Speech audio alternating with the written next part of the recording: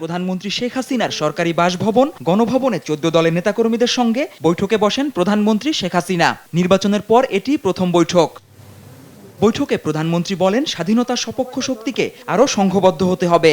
মুক্তিযুদ্ধের বিপক্ষ শক্তি বিদেশে বসে যতই ষড়যন্ত্র করুক, মুরব্বি ধরুক, তাতে কোনো লাভ হবে না।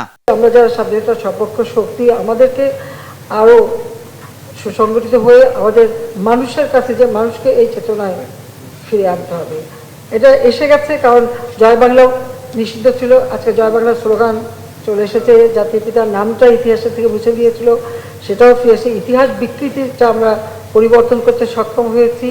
7ই মার্চের ভাষণও তো নিষিদ্ধ ছিল, সেটা আন্তর্জাতিক সম্মান পেয়েছে।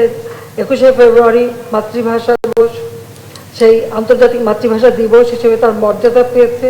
এ সময় প্রধানমন্ত্রী আরও বলেন, করোনা মহামারীর পর যুদ্ধে নিষেধাজ্ঞা পাল্টা নিষেধাজ্ঞায় সারা বিশ্বেই মুদ্রার স্থিতি বেড়েছে, বাংলাদেশও এর বাইরে নেই। তবে রিজার্ভ নিয়ে দুশ্চিন্তার কোনো কারণ নেই উল্লেখ করে প্রধানমন্ত্রী বলেন, দেশে যথেষ্ট খাদ্য মজুদ আছে।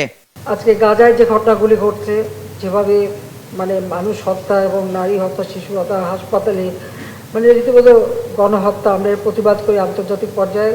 আমি যেখানে যাই, আমার ইস্যু থাক আর না থাকা, আমি এটা প্রতিবাদ করি এবং যুদ্ধ বন্ধ করবার জন্য সবাইকে আহ্বান জানাচ্ছি।